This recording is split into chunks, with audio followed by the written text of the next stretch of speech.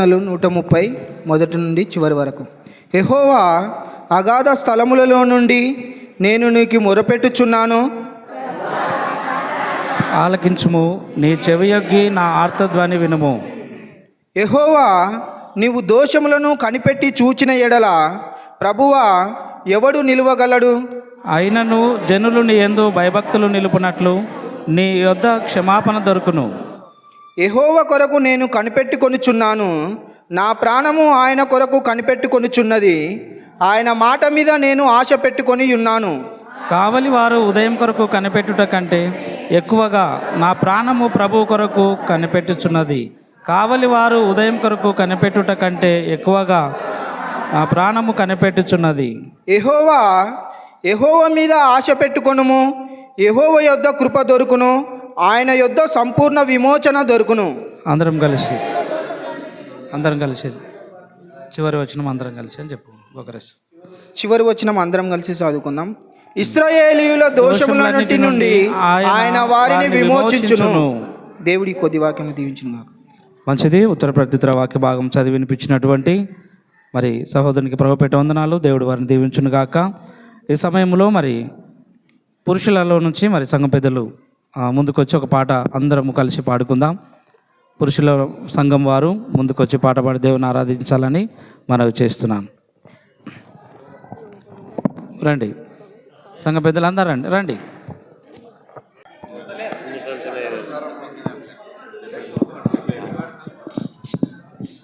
ఎన్ని తలచినా ఏది అడిగినా జరిగేది నీ చిత్తమే ప్రభువా, జరిగేది నీ చిత్తమే.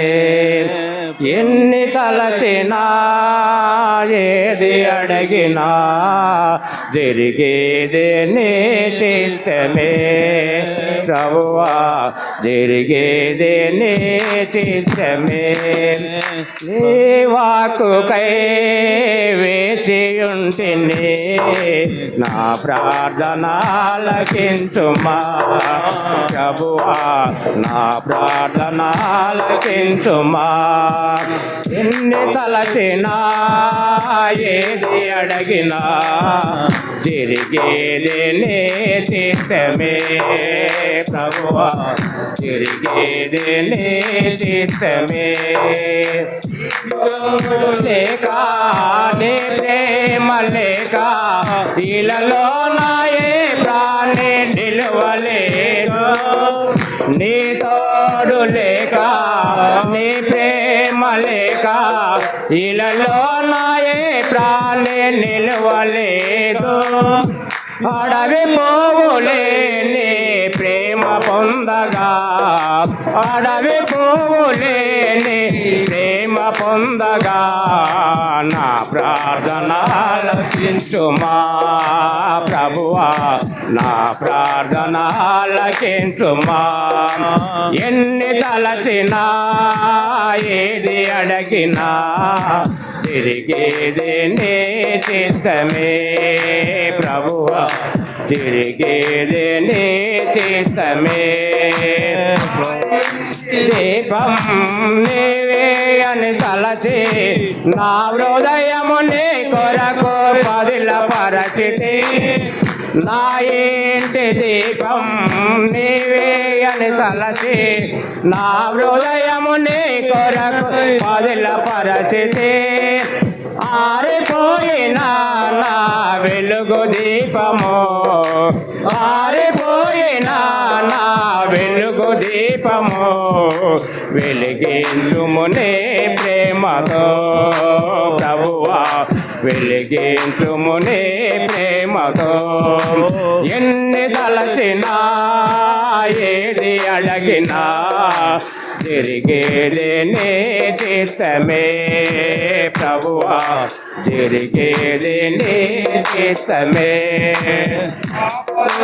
నన్ను వెన్నంటి ఉన్నా నా కాపరి నీవైన నన్నాదుకొంటివి, ఆపదలో నన్ను విన్నాంటి ఉన్నా, నా కాపరి నీవై నన్నాదుకొంటివి. నేను మంతయో నన్ను విడిచిన, లోకమంతయో నన్ను విడిచిన, నీ నుండి వేరు చేయవు ప్రభువా, నీ నుండి వేరు చేయవు. ఎన్ని తలచినా ఏది అడిగినా తిరిగేదే నీ చిత్తమే ప్రభువా, తిరిగేదే నీ చిత్తమే. నుంచి నన్ను ప్రేమించి కొరకై కలువరిలో యాగమైతివి, నా స్థితి గమనించి నన్ను ప్రేమించి నా కొరకై కలువరిలో యాగమైతివా. నీదు యాగమే నా మోక్ష మార్గము, నీదు యాగమే నా మోక్ష మార్గము, నీ యందే నిత్య జీవము ప్రభువా, నీ యందే నిత్య జీవము.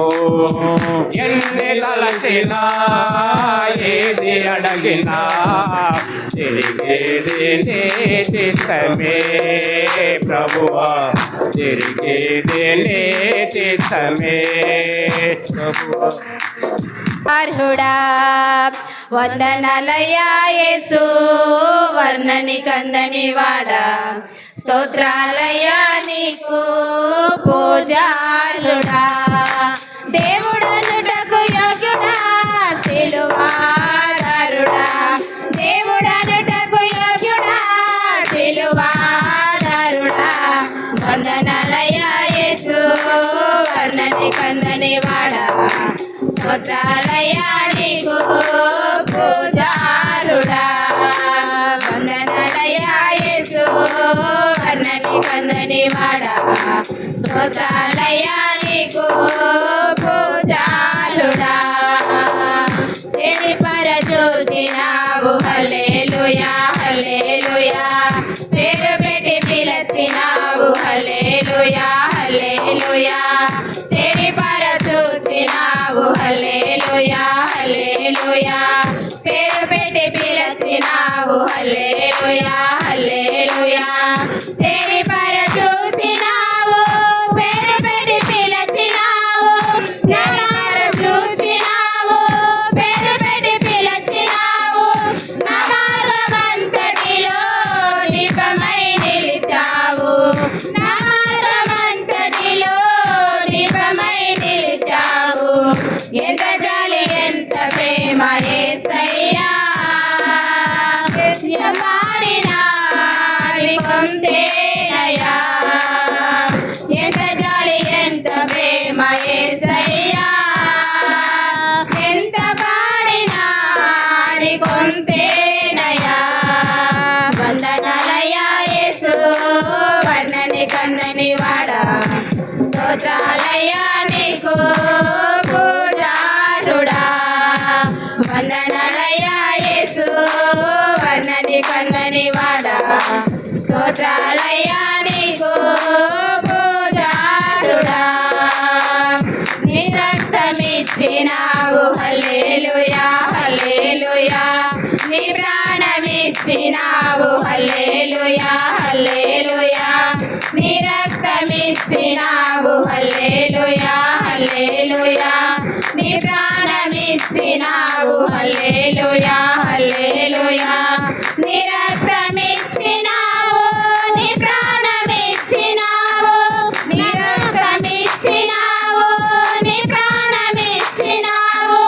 నా పాపమంతటిని రక్తముతో కడిగావు, నా పాపమంతటిని రక్తముతో కడిగావు.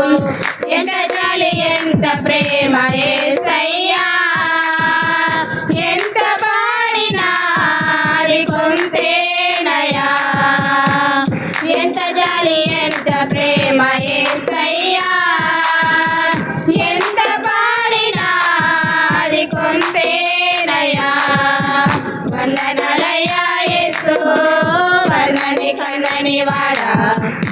స్తోత్రాలయ్యా నీకు పూజారుడా వందనాలయ్యా యేసు వర్ణని కందని వాడా స్తోత్రాలయ్యా నీకు పూజారుడా దేవుడనుటకు యోగ్యుడా సిలువాదారుడా దేవుడనుటకు యోగ్యుడా సిలువాదారుడా వందనాలయ్యా యేసు వర్ణని కందని వాడా స్తోత్రాలయ్యా నీకు పూజారుడా వందనాలయ్యా యేసు వర్ణని కందని వాడా స్తోత్రాలయ్యా నీకు పూజారుడా సమయంలో పరిశుద్ధ గ్రంథములో నుంచి మనము ఈరోజు అనేక విషయాలను మనము ధ్యానించడానికి దేవుడు మనకు సమయాన్ని అందించాడు, సమయాన్ని అనుగ్రహించాడు. దేవునికి ఒక ప్రాముఖ్యమైనటువంటి విషయం గురించి మనం మాట్లాడదాం.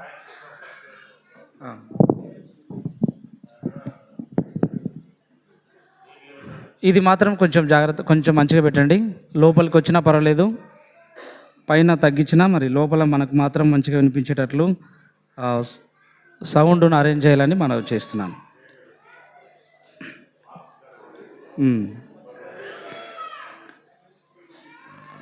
అపోస్తుల కార్యములు 6వ అధ్యాయము. అపోస్తుల కార్యములు 6వ అధ్యాయము. అపోస్తుల కార్యములు 6వ అధ్యాయము మొదటి నుంచి కొన్ని వచనాలు మనము ధ్యానం చేసుకుందాం. 6వ అధ్యాయం మొదటి నుంచి కొన్ని వచనాలు. ఆ దినములలో శిశువుల సంఖ్య విస్తరిస్తున్నప్పుడు అనుదిన పరిచర్యలో తనలోని విధవరాండ్రను చిన్నచూపు చూచిరని హెబ్రీల మీద గ్రీకు భాష మాట్లాడు యూదులు సనగసాగిరి. అప్పుడు 12 అపోస్తులు తమ యొద్దకు శిశువుల సమూహమును పిలిచి, మేము దేవుని వాక్యము బోధించటం మాని ఆహారము పంచిపెట్టుట చాలమా యుక్తము కాదు. మేము దేవుని వాక్యం బోధించటం మాని ఆహారం పంచిపెట్టుట యుక్తము కాదు. ఇక్కడ కనుక మనం ఆలోచన చేస్తే ప్రారంభ సంఘములో శిశువులు 12 మంది శిశువులు ఉన్నారు పెద్దలుగా. అయితే ఇంకా సంఖ్య విస్తరిస్తూ ఉంది. 70 మంది అయ్యారు. 12 మంది శిశువుల నుంచి 70 మంది శిశువులు అయ్యారు. 70 మంది తర్వాత పెంతెకొస్తు పండుగ దినం వచ్చేవరకు 120 మంది అయ్యారు. 12 మందితో ప్రారంభించబడినటువంటి దేవుని సంఘం 70 మందితో కొనసాగుతూ ప్రభు మరణించిన తర్వాత 120 మందికి విస్తరించింది సంఘము. 120 మంది తర్వాత పేతురు ప్రసంగం విని అపోస్తుల కార్యములు 2వ అధ్యాయంలో 3000 మందిగా విస్తరించబడింది దేవుని సంఘం. దేవునికి స్తోత్రం కలుగునుగాక. మొట్టమొదటిగా ఎంతమందితో సంఘాన్ని కట్టాడు దేవుడు? 12 మందితో సంఘమును కట్టాడు. తర్వాత ఎంతమందికి విస్తరించింది? అది 70 మందికి విస్తరించింది. ఆ తర్వాత 120 మందికి సంఘం విస్తరించబడింది. ఆ తర్వాత ఒక ప్రసంగానికే 3000 మందిగా సంఘము విస్తరించింది. ఈరోజు మనం కూడా మన యొక్క ఎంబీ వలివా సంఘము ఫస్ట్ ప్రారంభంలో చిన్నగా చిన్న గుడిసెలో ఒక 10-12 మంది 15 మంది మాత్రమే ఆరాధన చేసేవారు అని విన్నాను కదా. అక్కడ నుంచి దేవుడు 70 మంది దాకా ఆరాధనలో చేర్చాడు. ఆ తర్వాత 120 మందితో ఈ యొక్క సంఘములో ఈ కొత్త చర్చిలో ఆరాధించారు. తర్వాత లెక్కకు ఎక్కువగా మరలా మన ఫంక్షన్ హాల్ నిండెంతగా దేవుడు ఆశీర్వదించి అభివృద్ధి పరిచాడు. ఆ రోజు ఏ విధంగా అయితే జరుగుతూ వచ్చిందో ఈరోజు కూడా దేవుడు మన సంఘాన్ని అభివృద్ధి పరుస్తున్నాడు. దేవునికి స్తోత్రం కలుగునుగాక. ఆమేన్. ఈ సమయంలో కాబట్టి సంఘము విస్తరిస్తుంది, సంఖ్య పెరుగుతుంది.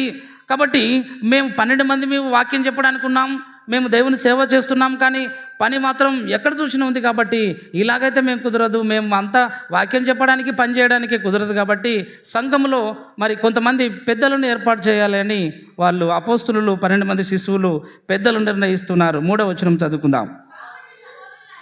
కాబట్టి సహోదరులారా, ఆత్మతోనూ జ్ఞానముతోనూ నిండుకొని మంచి పేరు పొందిన 7 మనుషులను మీలో ఏర్పరచుకొనుడి, మేము వారిని ఈ పనికి నియమింతుము. ఏ పనికి? పరిచర్య చేయడానికి, పరిచారకుల పని చేయడానికి, ఆహారము పంచిపెట్టడానికి, సంఘములో రకరకాల పనులు చేయటానికి ఎంతమంది నిర్ణయించుకోమన్నాడు? 7 మనుషులను. ఎంతమందినమ్మా? 7 మనుషులను ఏం చేయాలా? నిర్ణయించాలి. ఆ 7 మనుషులు ఏం చేయాలంటే ఈ మందిరం యొక్క సంఘములో ఉన్నటువంటి కార్యక్రమాలన్నింటినీ కూడా 7 మంది నిర్వహించాలి. ఇప్పుడు కూడా మన సంఘంలో సంఘ కార్యక్రమాలను, సంఘంలో ఉన్నటువంటి కార్యక్రమాలను అన్నింటినీ కూడా నిర్వహించడానికి ఎంతమందిని మనం నిర్ణయించుకున్నాము? 20 మందిని మనం ఏర్పరచుకున్నాం. వీళ్ళు ఏం చేయాలంటే సంఘంలో ఉన్నటువంటి కార్యక్రమాలన్నిటిని కూడా వీరు జరిపించాలి.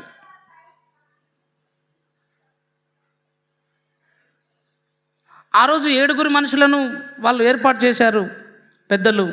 ఈరోజు 20 మందిని పెద్దలుగా దేవుడు ఏర్పాటు చేశాడు. ఈ 20 మంది కూడా ప్రతి పనిలో వారు పాలు పొందాలి. ప్రతి పనిలో పాలు పొందాలి. ఇప్పుడు మరి సంఘ పెద్దలుగా ఇప్పుడు ఉన్నటువంటి వారు అందరూ కూడా వస్తున్నారు. ఈ అలవాటు చివరి దాకా మనం కలిగి ఉండాలి. ఈ అలవాటును చివరి దాకా మనం కలిగి ఉండాలి. ప్రార్థన జరుగుతుందంటే అందరూ వస్తున్నారు. గ్రూప్లో మెసేజ్ పంపించగానే మరి చాలామంది ఇప్పుడు అందరూ వచ్చి పాలు పొందుతున్నారు. ఆ ఇంటిలో కార్యక్రమం జయప్రదంగా దేవునికి మహిమకరంగా నడిపించి వస్తున్నాము. దేవునికి స్తోత్రం కలుగును గాక. ఇంకా కూడా ఇలా ప్రతి కార్యక్రమంలో కూడా వాళ్ళు పాలు పొంది చివరి వరకు మనం ఉండాలని ప్రభుపేట మీకు తెలియజేస్తున్నాను. వారు మంచి పేరు పొందిన వారై ఉండాలి. ఎలా ఉండాలి అంటే మరి వారు జ్ఞానంతో ఉండాలి, ఆత్మతోనూ దేవుని ఆత్మచేత నడిపించబడిన వారై ఉండాలి. జ్ఞానం చేత నడిపించబడిన వారై ఉండాలి. మంచి పేరు సంపాదించుకోవాలి. 7 మనుషులను ఏర్పరచుకొనుడి అని చెబుతున్నాడు. మేము వారిని ఈ పనికి నియమిస్తాము. తర్వాత 4వ వచనం, అయితే మేము ప్రార్థన యందు వాక్య పరిచర్య యందును ఎడతెగక యుందుము. అప్పుడు మేము ప్రార్థన చేస్తాము మీ కొరకు, వాక్యము కూడా ఎడతెగక మేము చెప్పే పనిలో ఉంటాము కనుక మేము ప్రార్థన చేయాలి, మీ కొరకు వాక్యం చెప్పాలి. మేము ఈ విధంగా సిద్ధపాటు కలిగి ఉండవలసినటువంటి అవసరం ఉంటుంది కనుక సంఘ పెద్దలారా, మీరు 20 మంది కూడా ఈ యొక్క కార్యక్రమాలని ఎంబీ ఒలివ సంఘంలోని ప్రతి కార్యక్రమాన్ని మీరు మరి మీ యొక్క స్వహస్తాలతో, మీ భారముతో ఈ కార్యక్రమాలను ముందుకు నడిపిద్దాం. దేవుని వాక్యం ఆ విధంగా చెప్తుంది కాబట్టి మనం వాక్యమునకు లోబడదాం, వాక్యానికి మనము లోబడదాం. దేవుడు ఏదైతే చెప్పాడో దానినే మనము చేద్దాం. మనుషుల గొప్ప కొరకు కాదు, మనుషుల మెప్పు కొరకు మనము రాకూడదు. మనుషులు చూడాలని మనం చేయకూడదు, మనుషులు మెచ్చుకోవాలని మనం చేయకూడదు. యేసుప్రభు అంతటి వారు సేవ చేసేటప్పుడు, వాక్యం బోధించినప్పుడు కొందరు మంచివారు అన్నారంట, కొందరు చెడ్డవారు అన్నారంట. కొందరు మంచివాడనిరి, కొందరు చెడ్డవాడు అనిరి యేసయ్య అంతటి వాడిని. కాబట్టి మనము ఏ పాటి వారము? సంఘ పెద్దలారా, మీకు ఒక విషయాన్ని చెప్తున్నాను. ఎవరు మంచి అన్నా ఎవరు చెడ్డన్నా మీరు మాత్రం నిరాశపడకుండా దేవుని వైపు చూస్తూ, విశ్వాసమునకు కర్తయు దానిని కొనసాగించు యేసు వైపే చూచుచు మన ముందున్నటువంటి పరిచర్యను మనము హత్తుకొని చేయాలి. అప్పుడు దేవుడు మనల్ని దీవిస్తాడు, మన పరిచర్యను దీవిస్తాడు, మన సంఘాన్ని కూడా అంతకంతకు అభివృద్ధి తెస్తాడు. మరి ఈ ఉదయకాల సమయంలో కొన్ని విషయాలను నేను మీకు చెప్పాలని ఆశపడుతున్నాను. వచ్చే ఆదివారము మనకు ప్రత్యేకమైనటువంటి దినం కనుక ఈ ఫ్యాన్ లైట్ ఒకసారి వేబేలో. వచ్చే ఆదివారము మరి మొదటి ఆదివారం కనుక క్రొత్త నెలలోకి మళ్ళీ మనం వెళ్తున్నాం. కొత్త మందిరం ప్రతిష్ఠ అయిపోతుంది కాబట్టి కొత్త ప్రపంచాన్ని, క్రొత్త ఆకాశాన్ని, క్రొత్త భూమిని మీకు చూపించబోతున్నాను. క్రొత్త మందిరాన్ని కూడా నేను మీకు చూపించబోతున్నాను. కాబట్టి ఈరోజే మనం కొన్ని హెచ్చరికలను సంఘం అంతటి కొరకు మనం మేలుకరంగా కొన్ని వాక్యాలు ఈరోజు మనము ధ్యానించుకుందాం.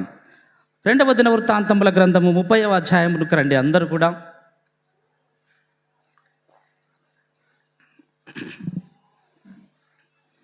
2వ దినవృత్తాంతములు 30వ అధ్యాయము 22 తీయండి ఒకసారి అందరూ నాతో పాటు రండి. 30 అధ్యాయము అందరూ తీసి ఉంచండి. 2వ దినవృత్తాంతములు 32వ అధ్యాయములో 22వ వచనాన్ని గుర్తు చేసుకుందాం. ఈ ప్రకారము యెహోవా హిజ్కియాను యెరూషలేము కాపురస్తులను అష్షూరు రాజైన సన్హెరీబు చేతిలో నుండి అందరి చేతిలో నుండి రక్షించి అన్ని వైపులను వారిని కాపాడినందున అనేకులు యెరూషలేములో యెహోవాకు అర్పణలను యూదా రాజైన హిజ్కియాకు కానుకలను తెచ్చి ఇచ్చిరి అందువలన అతడు అప్పటి నుండి సకల జనుల దృష్టికి ఘనత నొందిన వాడాయను. ఆ దినములలో హిజ్కియా రోగి అయి మరణ దశలో ఉండెను. హిజ్కియా రోగి అయి మరణ దశలో ఉన్నప్పుడు రాజంతటి వాడు ప్రార్థన చేసుకొని దేవుని యొక్క సహాయాన్ని కోరుకున్నాడు. కాబట్టి మనము పెద్దలుగా ఉన్నప్పుడు మనం ఏం చేయాలంటే, మనకు రోగం వచ్చిన వ్యాధి వచ్చిన ఫస్ట్ ఏం చేయాలంటే మనం ప్రార్థన నేర్చుకోవాలి. ప్రార్థన నేర్చుకోవాలి. అయితే యాకోబు పత్రిక 5వ అధ్యాయంలో ఒక మాట వ్రాయబడింది. మీలో ఎవరైతే రోగి అయి ఉన్నారో ఎవరిని పిలిపించాలంట? మీలో ఎవరైతే రోగి అయి ఉన్నాడో, మీ కుటుంబంలో బాధ ఉంటే, మీ కుటుంబంలో ఇబ్బంది ఉంటే, ఒకవేళ ఎవరైతే అనారోగ్యంతో ఉన్నారో, హాస్పిటల్లో ఉన్నారో, మరి అప్పుడే ఇంటికి తీసుకొచ్చి ఉంటాం, ఒకవేళ అలాంటప్పుడు మనం ఎవరిని పిలిపించాలని వాక్యం చెప్తుంది అంటే సంఘ పెద్దలను పిలిపించాలి అని వాక్యం చెప్తోంది. అయితే సంఘం పెద్దలు నిర్లక్ష్యం చేయకూడదు. ఎవరైతే ఇంటి దగ్గరికి ప్రార్థనకు పిలిచారో అప్పుడు అందరం మనం వెళ్ళి వారి ఇంట్లో ప్రార్థన జరిపించి రావాలి. దేవుడు మొట్టమొదటి ప్రాధాన్యత ఎవరికి ఇచ్చాడంటే సంఘం పెద్దలకి ఇచ్చాడు. ఇది మామూలు విలువ కాదు, గొప్ప విలువ. అదేవిధంగా 30వ అధ్యాయము 22వ వచనం, అదే 2వ దినవృత్తాంతములు 30వ అధ్యాయం 22వ వచనము. యెహోవా సేవయందు మంచి నేర్పరులైన లేవీలందరితో హిజ్కియా ప్రీతిగా మాట్లాడెను. వారు సమాధాన బలులు అర్పించుచు తమ పితరుల దేవుడైన యెహోవా దేవుడని ఒప్పుకొనుచు 7 దినములు పండుగ ఆచరించిరి. చాలు. హిజ్కియా కాలములో యెహోవా మందిరంలో ఉన్నటువంటి సేవకుల దగ్గరికి హిజ్కియా వచ్చాడంట. హిజ్కియా ఒక మీటింగ్ ఏర్పాటు చేశాడు, ఒక కూడిక. అది ఏం కూడిక అంటే సేవకుల కూడిక. ఆయన సేవకుల కూడికను ఏర్పాటు చేశాడంట. ఏర్పాటు చేసి ఆ మందిరంలో ఎవరైతే యెరూషలేము మందిరంలో పనిచేస్తున్నారో సేవ చేసే సేవకులను పిలిపించి లేవీలందరితో, అంటే సేవ చేసే వాళ్ళందరితో ఎలా మాట్లాడాడంట? ఒకసారి 22వ వచనంలో ఒకసారి చూడండి అందరూ. హిజ్కియా సేవకులతో లేవీలందరితో ఎలా మాట్లాడాను అని ఉంది. ఎలా మాట్లాడానమ్మా? ఎలా? ప్రీతిగా మాట్లాడాను. దైవ సేవకులతో మాట్లాడేది కూడా మనం నేర్చుకోవాలి. రాజు సేవకులతో ఎలా మాట్లాడాలో మనకు నేర్పిస్తున్నాడు. దైవజనులతో ఎలా మాట్లాడాలంట? ఎలా మాట్లాడాలి? ప్రీతిగా సమాధానంగా మాట్లాడాలి. అయ్యా బాగున్నావా? సార్ బాగున్నారా? వందనాలు సార్. తిన్నారా సార్? దైవ సేవకులతో ప్రీతిగా మాట్లాడడం మొదట మనం నేర్చుకోవాలి. చాలామందికి మాట్లాడడంగా రాదు. నేను దేవుని సేవకునిగా అన్నీ చెప్పడమే నా బాధ్యత. డాక్టరు పటికర తీసుకొని గాయంలో కూర్చితేనే అది బాగా అవుతుంది. అది బాగా కావాలంటే పైన పత్తితో తుడిస్తే బాగా కాదు. కత్తెర తీసుకొని దాన్ని కత్తరియాలా, వేయాలా, పోయాలా, కుట్లు వేస్తేనే అది కట్టుకుంటుంది. కాబట్టి ఏం చెప్పకపోతే నేను ఉత్తరవాదిని అవుతా. సేవకులతో దయచేసి ప్రీతిగా మాట్లాడడం అలవాటు చేసుకుందాం. మంచి మాటలతో వాళ్ళని దగ్గర చేసుకోవాలి. ఎందుకంటే వాళ్ళు నీ కొరకు ప్రార్థన చేస్తారు. దేవునికి స్తోత్రం కలుగునుగాక. తీయండి ఆదికాండం 22వ అధ్యాయము. ఆదికాండం 22వ అధ్యాయానికి పోదాం. అబీమెలెకు అబ్రహాముపై విరుచుకుపడినప్పుడు, అబ్రహాముపై ద్వేషాన్ని వెళ్ళగక్కినప్పుడు, అబ్రహాముకి కీడు చేయాలని చూశాడంట. అబీమెలెకు రాజు. అబీమెలెకు అబ్రహాము సేవకుడైనటువంటి దేవుని సేవకుడైన అబ్రహాముకు కీడు చేయ తలంచినప్పుడు దేవుడు అబ్రహాము పక్షాన అబీమెలెకును గద్దిస్తున్నాడు. ఏమని అంటే, 20వ అధ్యాయం 7వ వచనాన్ని నేను చదువుతాను, మీరు చూడండి. కాబట్టి ఆ మనుష్యుని భార్యను తిరిగి అతనికి అప్పగించుము. అతడు ప్రవక్త. ఓ అబీమెలెకు, అతడు ప్రవక్త. అతడు నీ కొరకు ప్రార్థన చేస్తాడు, నీవు బ్రతుకుదువు. నీవు అబీమెలెకు రాజా, నీ మనసులో ఏదో దురభిప్రాయం ఉంది సేవకుని మీద. అబ్రహాము దైవజనుడు, అబ్రహాము ప్రవక్త, అబ్రహాము దేవుని దాసుడు, నా దాసుడు అబ్రహాము విషయంలో నీవు ఏదో చెడు ఆలోచిస్తున్నావు. అబ్రహాముతో నువ్వు ప్రీతిగా ఉండాలి, అబ్రహాముతో నువ్వు చనువుగా ఉండాలి, అబ్రహాముకు నువ్వు మేలు చేసేవాడుగా ఉండాలి. ఎందుకంటే అతడు ప్రవక్త. ఎవరు అతని? అతడు ప్రవక్త. అతడు నీ కొరకు ఏం చేస్తాడు? అతడు ప్రవక్త, అతడు దైవజనుడు, అతడు నీ కొరకు ఏం చేస్తాడు? అందరూ చెప్పాలి గట్టిగా. దైవ సేవకులు మన కొరకు ఏం చేస్తారు? అంతే, వాళ్ళు చేసేది ఏముండదు, వాళ్ళు ప్రార్థన చేసే వాళ్ళంతా మన కొరకు. అబ్రహాం ఏమని ప్రార్థన చేస్తాడు? దేవా, అబీమెలెకు ఇంటిని దీవించు, అబీమెలెకు భార్యను దీవించు, అబీమెలెకు పిల్లలను దీవించు, అబీమెలెకు కుమారులను దీవించు, అబీమెలెకు పిల్లలు హాస్టల్లో ఉన్నారో దీవించు, అబీమెలెకు కూతురు హాస్టల్లో చదువుకుంటున్నారు వారిని దీవించు, అబీమెలెకు కూతురు హాస్పిటల్లో ఉంది, ఆ కుమార్తెకు మంచి స్వస్థతను ఇవ్వు, ఆరోగ్యాన్ని దయచేయి అని అబ్రహాము నీ కొరకు ప్రార్థన చేస్తాడు. కానీ నువ్వేంటి అతనికి నువ్వు నొప్పి కలగజేస్తున్నావు? నువ్వెందుకు అతనికి బాధ కలగజేస్తున్నావు? నువ్వెందుకు అతనికి ఇబ్బందిని కలగజేస్తున్నావు? అతడు ప్రవక్త సుమి. అతడు ప్రార్థన చేస్తే నువ్వు బ్రతుకుతావు, నీ పిల్లలు బతుకుతారు, నీ కుటుంబం బాగుంటుంది, సంతోషంగా ఉంటారు. ఇవన్నీ దేవుని మాటలా నా మాటలా చెప్పండి? ఉన్నాయా లేదా ఇందులో? ఇవన్నీ మనం వినాలి కదా, మనం నేర్చుకోవాలి కదా. విజయవరం సంఘం చాలా మంచిది, నేను చాలా విన్నాను. చాలా మంచి సంఘం, ఎంబీ వలివ సంఘం అంటే చాలా మంచిది, సేవకులను చాలా మంచిగా చూసుకుంటారు అనే ఒక మంచి పేరుంది. అయితే ఒకరిద్దరి ద్వారా ఆ పేరు అనేది కొంచెం చెడిపోతుంది అన్నమాట. ఒకరిద్దరి ద్వారా. ఊరు చాలా మంచిది, సంఘం మంచి సంఘం, దైవజనులను హక్కును ప్రేమించే సంఘం. దయచేసి ఆ ఒకరిద్దరు కూడా మనం నేర్చుకోవాలి ఎలా ఉండాలి. దైవజనుల దగ్గరికి వచ్చిన తర్వాత నువ్వు చనువుగా మాట్లాడాలి, ప్రీతిగా మాట్లాడాలి. వారు ఒకవేళ గద్దించినా నా మేలు కొరకే అనుకోవాలి. వారు గద్దిస్తారు కూడా. గద్దించినప్పుడు మనం ఏం చేయాలి? మా కొరకే చెప్తున్నాడు సార్. టీచర్ మా బాబుని ఎందుకు కొట్టినావు అని ప్రశ్నించే వాళ్ళు ఉన్నారా ఈరోజు? కొట్లాటకు పోయే వాళ్ళు ఉన్నారు అప్పుడప్పుడు.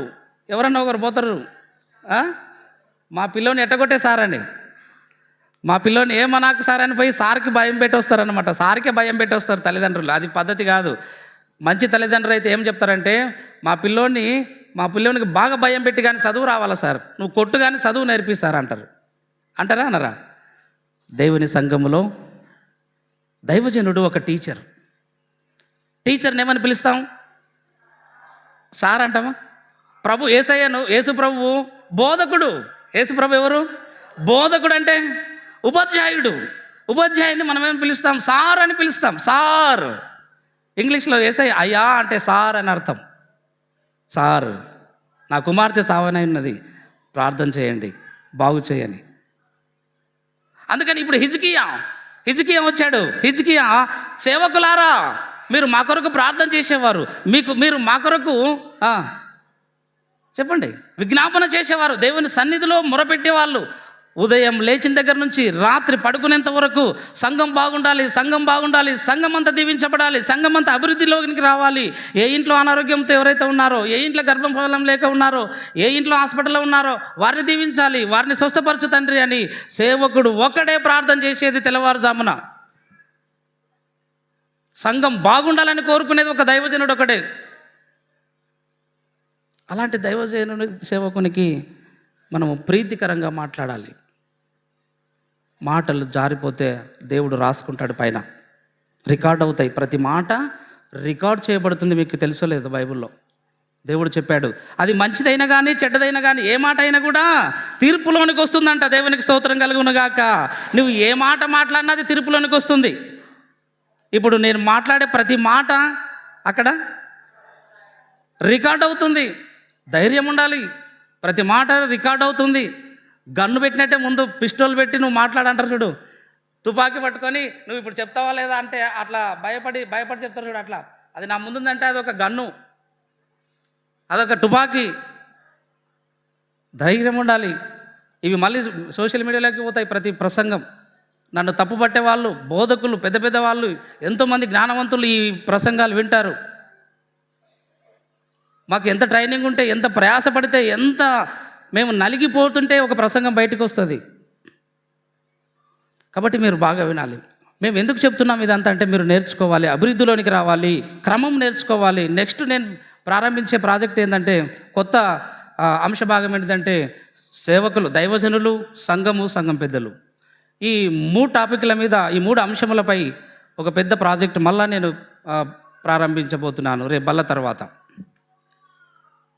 సంఘం మీదనే ఉంటుంది వాక్యం అంతా, దైవ సేవకుల గురించే ఉంటుంది, సంఘ పెద్దల గురించి. ఈ ముగ్గురు కలిస్తేనే సంఘము, సేవకుడు, సంఘము, సంఘ పెద్దలు ముగ్గురు బాగుంటే సంఘము అభివృద్ధిలోనికి వస్తుంది. కాబట్టి ఈ ముగ్గురు ఎలా ఉండాలి అనే యొక్క కొత్త ప్రాజెక్ట్ మనం ప్రారంభించుకుందాం రేపు బలారాధన తర్వాత.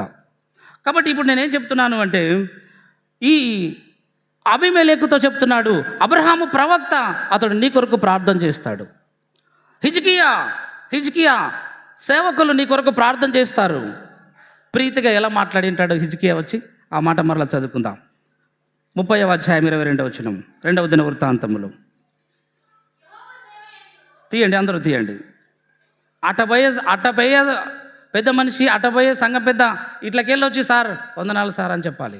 చాలామందికి మీరు వినండి చెప్తా, చాలామందికి ప్రైజ్ ద లార్డ్ అనడానికి కూడా అలవాటు లేదు. వందనాలు సార్ అని కూడా అన్నారు. చక్కగా నిలబడతారు సార్ వస్తే. నేను చెప్తేనే కదమ్మా తెలిసేది, నా మనసులో పెట్టుకుంటే ఏమొస్తుంది చెప్పు. మీరు నేర్చుకోవాలనే నా బాధ. నాకేదో సలహా కొట్టాలని కాదు, నేనే పెడతలే, కానీ మీరు నేర్చుకోవాలి. అందరికి నేనే పెడుతుండే ఇంతవరకు. మీరు కూడా పెట్టాలా. సార్ కనిపిస్తే sir praise the lord sir, సహోదరులు అయితే sir praise the lord sir అని సెకండ్ వేయాలి, సహోదరులు అయితే సార్ వందనాలు సార్ అని చెప్పాలా, ప్రైజ్ ద లార్డ్ సార్ అని చెప్పాలా. ఈ క్రమం మనం నేర్చుకోకపోతే, ఇవన్నీ చిన్న చిన్న విషయాలు మనం నేర్చుకోక, ఒక ఆయన అయితే చక్కగా వచ్చి నిలబడతాడు, సార్ వచ్చేటప్పుడు ఏమన్నాడు, వందనాలు చెప్పాడు, ఏం చెప్పాడు, సార్ బాగున్నామని చక్కగా నిలబడతాడు. ఇంకా ఏమన్నా కానీ లేవని నేనే వందనాలు అని అంట. ఇవన్నీ మనం నేర్చుకోవాలి. కాబట్టి సార్ కనిపిస్తే అంటే మళ్ళీ కొంతమంది వస్తారు, ఆడ అడుగు పెట్టగానే సార్ వందనాలు సార్ అంటారు. కొంతమందికి మంచి క్రమం ఉంది. మరి కొంతమంది నేర్చుకోవాలంటే ఈడ పెట్టాలని కాదు, అక్కడ కలిసినప్పుడు కానీ, మందిరంలోకి కంపౌండ్లోకి రాగానే ఫస్ట్ కలిసింటాం. అప్పుడే పొద్దున్న నుంచి అప్పుడే కలిసింటాం, సాయంత్రం కలిసింటాం కొంతమందికి. అప్పుడు మనం ఏం చేయాలి, నేనే కాదు ఏ సారున్నా కూడా, ఏ సారన్నా మన చర్చిలోకి వస్తే మనం ఏం చేయాలి, sir praise the lord sir అని చెప్పాలి. ఇది పద్ధతి, క్రమం నేర్చుకోవాలి. హిజ్కియా అదే చేశాడు. వాక్యంలో ఉంటే చేద్దాం, లేకుంటే వద్దు. వాక్యంలో ఉంటేనే చేద్దాం, లేకుంటే వద్దు. చదవండి. యెహోవా సేవ యందు లేవీలందరితో, సేవకులందరితో, ఒక సేవకునితో కాదు, ఇక్కడ ఏ పాస్టర్ వచ్చినా లేవీలందరితో, దైవజనులందరితో హిజ్కియా ఎలా మాట్లాడాడంట, ప్రీతిగా మాట్లాడాడు. చాలు, ప్రీతిగా మాట్లాడి, సార్ బాగున్నారా, మీతో మేము బాగుంటేనే కదా మేము బాగుండేది. మా కొరకు ప్రార్థన చేసేవారు మీరు, మా కుటుంబం కొరకు ప్రార్థన చేసేవారు. నిన్న ఒక ఆయన, నేను బాబు నిడిచడానికి పోయినాను, ఒక మన సంఘస్థుడు ఫోన్ చేశాడు, సార్ ఇట్లా నేను ప్రయాణానికి వెళ్తున్నాను, నా కొరకు ప్రార్థన చేయాలి సార్, మీరు రండి. బా, ఎంత మంచి అలవాటు, దేవునికి స్తోత్రం కలుగును గాక. ఇంత మంచి అలవాటు. సార్ నేను ప్రయాణానికి వెళ్తున్నాను, నా కొరకు ప్రార్థన చేయాలి, మీరు రండి సార్. ఈ అలవాటు ఎంతమంది కలిగి ఉన్నాం. మీరు మా కొరకు ప్రార్థన చేసేవారు, మీరు బాగుండాలి అని ప్రీతిగా మాట్లాడాడు హిజ్కియా మహారాజు అంతటి వాడు. మనం ఎంత, మనము ఏ పాటి వాళ్ళం చెప్పండి, మనం ఏ పాటి వాళ్ళం? దైవజనుడు, అతడు ప్రవక్త సుమి, అతడు నీ కొరకు ప్రార్థన చేస్తాడు, అతడు నీ కొరకు విజ్ఞాపన చేస్తాడు. నీ కార్యమైన, నీకు శుభకార్యమైన అశుభకార్యమైన, అర్థమైందా? శుభకార్యమైన అశుభకార్యమైన, అది మంచి కార్యమైనా చెడ్డ కార్యమైన నీ కొరకు వచ్చేది దైవజనుడు. అతని కొరకు, అతనితో మనం చనువుగా ప్రీతిగా మాట్లాడాలి. ఒక దైవజనుడు బెత్లెహేముకు వెళ్ళాడు. ఒక దైవజనుడు బెత్లెహేముకు వెళ్ళాడు. అక్కడ ఆ ఇంట్లో వాళ్ళు ఎదురు వెళ్ళారు వందనాలు చెప్పడానికి. తెలుసా ఎవరాయన? ఒక దైవజనుడు బెత్లెహేముకు వెళ్ళాడు. ఊర్లోకి రాక మొదలే ఎదుర్కొనడానికి వెళ్ళారు వందనాలు చెప్పడానికి ఇంటి వారందరూ కూడా. ఎవరు? కాదు, మొదటి సమూయేలు గ్రంథము రండి. ఆ చిన్న అబ్బాయిని అభిషేకించనిక పోయినాడు అనమాట. పెద్దోడు వస్తాడు, చిన్నోడు వస్తాడు. ఎవరమ్మా? గుడ్, సుశీలమ్మ పెద్దమ్మ బాగా చెప్పింది. దేవునికి స్తోత్రం కలుగును గాక. సమూయేలు అన్న దైవజనుడు బెత్లెహేముకు వెళ్ళాడు ఒకరోజు. తీయండి మొదటి సమూయేలు గ్రంథము. బెత్లెహేములో బలి అర్పించటానికి వెళ్తున్నాడు. ఎవరింటికి అంటే ఎస్ఐ ఇంటికి వెళ్తున్నాడు. ఎస్ఐ ఇంటికి ఒక దైవజనుడు వెళ్తున్నాడు. దైవజనుడు మీ ఇంటికి వచ్చినప్పుడు ఎంత జాగ్రత్తగా మనం కలిగి ఉండాలి అంటే ఎంతో జాగ్రత్త కలిగి ఉండాలి. దైవజనులు మన ఇంటికి వచ్చేటప్పుడు ఎంతో జాగ్రత్త కలిగి వారితో ప్రీతిగా మాట్లాడాలి, వారితో చనువుగా మాట్లాడాలి. హిజ్కియా సేవకులతో చనువుగా మాట్లాడాడు. అబీమెలెకు అబ్రహాముతో అప్పటి నుంచి చనువుగా మాట్లాడడం నేర్చుకున్నాడు. ఈ మధ్యాహ్న కాల సమయంలో మనం సేవకులతో ఎలా మాట్లాడాలి అని కనుక మనం ఆలోచన చేస్తే చదవండి 15వ అధ్యాయములో తీయండి. 16వ అధ్యాయం కూడా రండి. 16వ అధ్యాయములో 9వ వచనము. అప్పుడు యెషయా షమ్మాను పిలువగా అప్పుడు అతడు ఇతన్ని కోరుకునలేదు. ఇదంతా అన్నదమ్ములను పిలుస్తాడు. అన్నదమ్ములలో ఎవరిని కోరుకునలేదు అని చెబుతూ చివరిగా దావీదు దగ్గరకు వస్తాడు అనమాట. దావీదుని పిలిపిస్తారు. 4వ వచనం చదువు అన్నగారు. 16వ అధ్యాయం 4వ వచనము. సమూయేలు యెహోవా సెలవిచ్చిన మాట చొప్పున బెత్లెహేమునకు వెళ్ళెను. అప్పుడు పెద్దలు, ఆ ఊరి పెద్దలు అతని రాకకు భయపడి, అతను రాకకు ఎందుకు భయపడినారు? ఎవరు వస్తున్నారు ఇప్పుడు ఆ ఊరికి? ఎవరు వస్తున్నారు? సమూయేలు వస్తున్నాడు. సమూయేలు ఎవరు? దేవుని యొక్క సేవకుడు, దైవజనుడు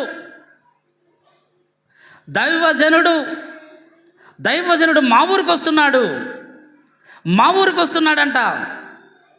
మీ ఊరికి, మన ఊరికి వచ్చిన దైవజనుడిని మనం ఏ విధంగా ప్రేమిస్తున్నాం, ఏ విధంగా గౌరవిస్తున్నాం? దైవజనుడు మా ఊరికి వస్తున్నాడు, బెత్లెహేము అనే ఊరికి వస్తున్నాడు. ఎవరంట? వాళ్ళు ఎవరు? గౌరవించిన వాళ్ళు ఎవరు? బెత్లెహేమునకు వెళ్ళెను ఆ ఊరి పెద్దలు అతని రాకకు భయపడి సమాధానముగా వచ్చుచున్నావా? దైవజనుడా, సమాధానంగా వస్తున్నావా అడుగుతున్నారు. ఎవరు అడుగుతున్నారు? ఫస్ట్ వాడా ఊరి పెద్ద మనుషులు అడుగుతున్నారు ఫస్ట్. సార్, దైవజనుడా, అయ్యా, మీరు సమాధానంగా ఉన్నారా? అంత మంచిదేనా? ఏమైనా కీడును సంభవించేది ఏమైనా ఉందా? మా గ్రామానికి కీడు ఏమైనా ఉందా? మా ఇంటికి ఏదైనా కీడు ఏమైనా కలగబోతుందా? మీరు సమాధానంగా ఉన్నారా అని ఆ పెద్ద మనుషులు దైవ సేవకుని దగ్గరికి వెళ్ళి, దైవజనుని దగ్గరికి వెళ్ళి సమాధానంగా ప్రీతిగా మాట్లాడుతున్నారు. ప్రీతిగా మాట్లాడడం నేర్చుకున్నారు ఆ ఊరి పెద్ద మనుషులు, బెత్లెహేము పెద్ద మనుషులు. 5వ వచనం. అతడు సమాధానముగా వచ్చితిని, నేను సమాధానముగా వచ్చుచున్నాను. మీరు శుద్ధులై నాతో కూడా బలికి రండి అని చెప్పి యేసయ్యని అతని కుమారులను శుద్ధి చేసి బలి అర్పించును. దైవజనుని యొక్క పని ఏంటిదంటే, యేసయ్య ఇంటికి వెళ్ళాడు. నేను నీ కుమారుల కొరకు ప్రార్థన చేస్తాను, నీ కుమార్తెల కొరకు ప్రార్థన చేస్తాను. మీరందరూ పవిత్రపరచబడాలి, మీరందరూ కూడా దేవుని దయ పొందాలి, మీరందరూ కూడా రక్షించబడాలి. నేను అందుకే వచ్చాను. రండి, మీరందరూ సిద్ధపడి ప్రార్థనలో కూర్చోండి నాతో పాటు. దైవ సేవకుని పని ఇదే. అలా చేస్తాడు కాబట్టి దైవజనుని మనం గౌరవించాలి అని ఆ ఊరి పెద్ద మనుషులు ముందుకొచ్చారు. ఈరోజు నా ప్రేమైన వర్లారా, ఆ ఊరి పెద్ద మనుషుల వల్లే మనం కూడా ఎంతమంది మీ దైవ సేవకునికి సమాధానంతో మాట్లాడుతున్నాం, దైవజనునితో సమానముగా మనము ఆయనకు స్వాగతం పలుకుతున్నాం. ఇంకొక మాటను గుర్తు చేసి ఈ ఉదయకాలం ఆరాధనలో మరి కొన్ని విషయాలను మనం ముందుకు కొనసాగుదాం. 2వ దినవృత్తాంతముల గ్రంథంలోనే 26వ అధ్యాయము 18వ వచనాన్ని ఒకసారి గుర్తు చేసుకుందాం. 2వ దినవృత్తాంతముల గ్రంథము 26వ అధ్యాయము 18వ వచనంలోనికి రండి. వారు రాజైన ఉజ్జియాను ఎదిరించి, ఉజ్జియా యెహోవాకు ధూపము వేయుటకై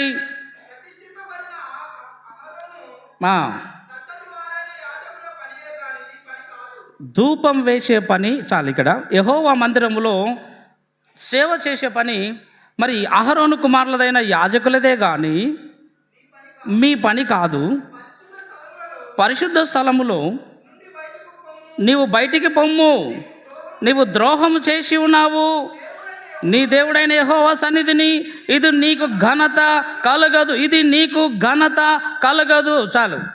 చాలాసార్లు దైవజనులు చేసే పని కొంతమంది మరి అధికారులు మాకు అధికారం ఉంది కదా అని చేయడానికి ఘనత కొరకు సిద్ధపడుతూ ఉంటారు. ఘనత కొరకు ఘనత.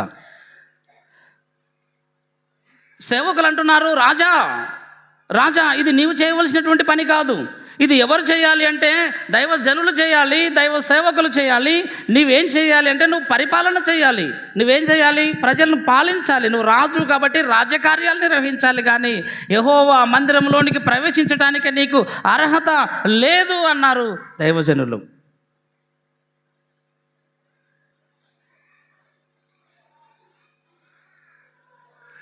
చాలా జాగ్రత్తగా మనం నిర్ణయాలు తీసుకోవాలి. ముఖ్యంగా సంఘ పెద్దలే. నేను ఎన్నోసార్లు చెబుతూ వచ్చాను, సంఘం పెద్దలే సంఘానికి స్తంభములు. నిర్లక్ష్యం చేయకండి వాక్యాన్ని. సంఘాన్ని తప్పు త్రోవ పట్టించకండి. ఏదైనా కానీ వాక్యంలో ఉన్నది ఉన్నట్టుగానే మనము ప్రవర్తించాలి, పాటించాలి. రాజు అంటున్నాడు, నేనే ధూపం వేయాలి, నేనే ఆ నిప్పును అంటించాలి, నేను మాత్రమే దేవునికి హారతి పట్టాలి, నేను మాత్రమే నైవేద్యం వేయాలి, నేను మాత్రమే బలి అర్పించాలి, నేను రాజుని, మీరు సేవకులు, మీరెంత, నేను చేయాలి, నేను అధికారంలో ఉన్నాను, నేను రాజ్య అధికారాన్ని నా చేతిలో పెట్టుకున్నాను, మందిరంలో అయినా ఇంట్లోనైనా అంతా నాసలు ప్రకారమే చేయాలి, ఇంకో విషయం నేనే వచ్చి చేయాలి అంటున్నాడు ఉజ్జియా రాజు. ఎవరంటున్నారు? ఉజ్జియా రాజు. ఉజ్జియా సేవకులను ఎదిరించి పక్కన పెట్టి ధూపాన్ని చేతపట్టుకొని మందిరంలోకి వెళ్ళాడు ధూపం వేయటానికి. ఆడకి చెబుతున్నారు 80 మంది సేవకులు. ఎంతమంది సేవకులు అంటే అక్కడ 17వ వచనం, 26వ అధ్యాయం 17వ వచనం, 2వ దినవృత్తాంతములో. యాజకుడైన అజర్యాయు అతనితో కూడా యెహోవా యాజకులు 80 మంది అతని వెంబడి లోపలికి పోయిరి. 80 మంది సేవకులు అంటున్నారు, రాజా ఇది అపచారము, ఇది ద్రోహము, ఇది మీ పని కాదు, ఇది దైవ జనులు చేసే పని, మీరు చేయకూడదు అన్నారు యాజకులు. అయితే దైవ సేవకులు ఎవరు? సేవకులు ఎవరు? మేమే చేయాలి, నేనే చేయాలి, నేను అధికారిని అని ఎదిరించి వారిని ఎదిరించాడు. ఎంతమందిని ఎదిరించాడంట? 80 మందిని ఎదిరించాడు. ఎదిరించి ఉజ్జియా యెహోవాకు ధూపము వేయుటకు ప్రతిష్ఠింపబడిన అహరోను సంతతి వారైన యాజకుల పనే కానీ అది నీ పని కాదు. పరిశుద్ధ స్థలములో నుండి బయటికి పొమ్ము, నీవు ద్రోహం చేయుచున్నావు, దేవుడైన యెహోవా సన్నిధిని, ఇది నీకు ఘనత కలగదు. నువ్వు ఘనత పొందాలంటే ఇక్కడ కాదు. నీకు ఘనత, అధికారం ఉంది కదా, పదవిలో ఘనత, రాజ్య పాలనలో ఘనత కావాలి, కానీ మందిరంలో నీవు ఘనత కోరవద్దు రాజా. చాలామంది మందిరంలో ఘనత కోరుకుంటారు. చాలామంది ఘనత ఎక్కడ కోరుకుంటారు? మందిరంలో ఘనత కావాలని కోరుకుంటారు. మందిరంలో పేరు కొరకు ప్రయాసపడుతుంటారు. మందిరంలో ఫ్యాన్ మీద పేరు, మందిరంలో టేబుల్ మీద పేరు, మందిరంలో బాక్సుల మీద పేరు, మందిరంలో ఘనత. దేవుడు ఏమన్నాడు? ఈ చేత ఇస్తే, ఈ చేత ఇచ్చింది. కొన్ని సంఘాలు, మన సంఘంలో చాలా మేలు, మంచిది, మంచి క్రమం నేర్పించారు, అలవాటు చేసుకున్నారు. ఫలానా ఆయన ఇంత ఇచ్చాడు అని మైకుల ప్రకటన చేస్తాము ఆదివారం పూట. కొన్ని సంఘాల్లో ఉంది, మన సంఘంలో చెప్పరు. దేవునికి స్తోత్రం కలుగును గాక. మొక్కుబడి కానుకలు వస్తాయి. ఫలానా గోకరన్న 100 రూపాయలు ఇచ్చాడు, దేవుడు ఆయన దీవించును గాక. ఫలానా సుశీలమ్మ 500 ఇచ్చింది, ఆమెను దేవుడు దీవించును గాక. ఈడ ఆరాధనలో చెప్తారు కొన్ని సంఘాల్లో. అది ఘనత కాదు. ఘనత మనము దేవుని ఆలయంలో ఎప్పుడూ ఆశించకూడదు. దేవుడు ఘనత ఎక్కడిస్తాడు మనకు? రహస్యమందు చూచున్న తండ్రి రహస్యంగా మనకు ప్రతిఫలం ఇస్తాడు. దేవునికి స్తోత్రం కలుగును గాక. నీకు ప్రతిఫలం రావాలి, అది రహస్యమందున్న తండ్రి రహస్యంగా నీ ఇంట్లో ఇస్తాడు, రహస్యంగా నీ పొలంలో ఇస్తాడు, రహస్యంగా నీ యొక్క ఉద్యోగంలో ఇస్తాడు, రహస్యంగా నీ వ్యాపారంలో ఇస్తాడు.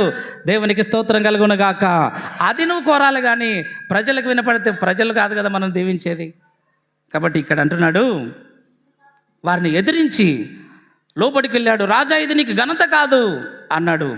అన్నయ్య కూడా వినకుండా 19వ వచనం చదువుతున్నాను, వినండి. ఉజ్జియా ధూపం వేయుటకు ధూపార్తన చేత పట్టుకొని రౌద్రుడై యాజకుల మీద కోపము చూపించెను. రాజు రౌద్రుడయ్యాడు. మీరెవరు నన్ను వద్దనడానికి? రౌద్రుడు. మీ కథ చూస్తా, మీ అంత చూస్తా. దైవజనుల పైన మాటలు అక్కడ ఉంది కదా, చూడండి మీరు. రౌద్రుడై, కోపావేశుడై, నేను కనుక తలుచుకుంటే నిన్ను లేకుండా చేస్తా, వారి మీద 80 మందిని తీసేస్తా, 80 మందిని మార్చేస్తా, 80 మందిని నిర్మూలిస్తాను అని రౌద్రుడై వారి మీద కోపగించాడు. ఎవరు? రాజు. ఏం పేరు? ఉజ్జియా. ఉజ్జియా, మీ పని పడతా, మీ కథ చూస్తా, మిమ్మల్ని ట్రాన్స్ఫర్ చేస్తా, మిమ్మల్ని వెళ్ళగొడతాను అంటున్నాడు. రౌద్రుడై అంటున్నాడు. 80 మందిని బెదిరిస్తున్నాడు దైవజనులను. ఇదేనా ప్రీతిగా ఉండడం? నువ్వు నేర్చుకున్నది ఇదేనా? రాజా, నువ్వు రాజు అయ్యేటప్పుడే నీకు బుక్కు చేతికిచ్చారు. బుక్కు, గ్రంథం నీ సంఖ్యలో పెట్టి నీకు అధికారాన్ని ఇచ్చారు. ఇశ్రాయేలీ ప్రజలు, యూదా ప్రజలు గ్రంథాన్ని పాటిస్తానని ప్రమాణ స్వీకారం చేశావు. ప్రమాణ స్వీకారం రాజు నిలబడి, మైక్ ముందు నిలబడి ప్రమాణ స్వీకారం ఏమని చేస్తాడో తెలుసా? ఇందులో ఉన్నవన్నీ కూడా ఏది తప్పకుండా పాటిస్తాను అని ప్రమాణం చేయాలి. ఫస్ట్ బుక్కు గ్రంథం చేత పట్టుకోవాలి. రాజు ప్రమాణ స్వీకారం చేసేటప్పుడు గ్రంథం చేతులు పట్టుకొని ఇందులో ఉన్నది ఏది కూడా నేను తప్పను, పాటిస్తాను, ఇందుకు మాట తప్పను, ప్రమాణం చేస్తున్నాను అన్నకనే రాజు చిరంజీవి అగునుగా కానీ జనులు కేకలు వేయాలంట. ఆ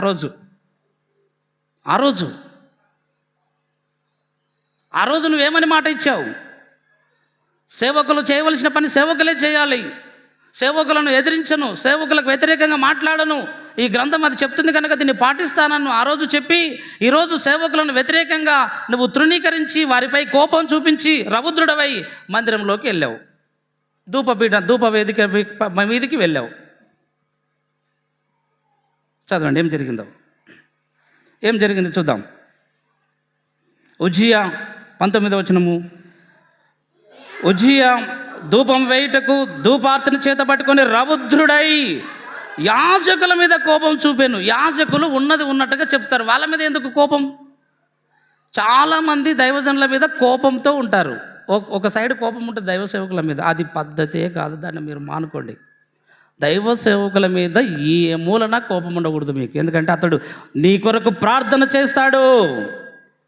నువ్వు ఆపదలో ఉంటే నీ కొరకు ప్రార్థన చేసే దైవజనుడు. అతని మీద ఏమాత్రం కూడా ఈ ఉజ్జియా కోపం చూపించాడు. ఈ ఉజ్జియా రౌద్రం చూపించాడు. ఏమయ్యాడో చూద్దాం. యెహోవా మందిరములో ధూపపీఠం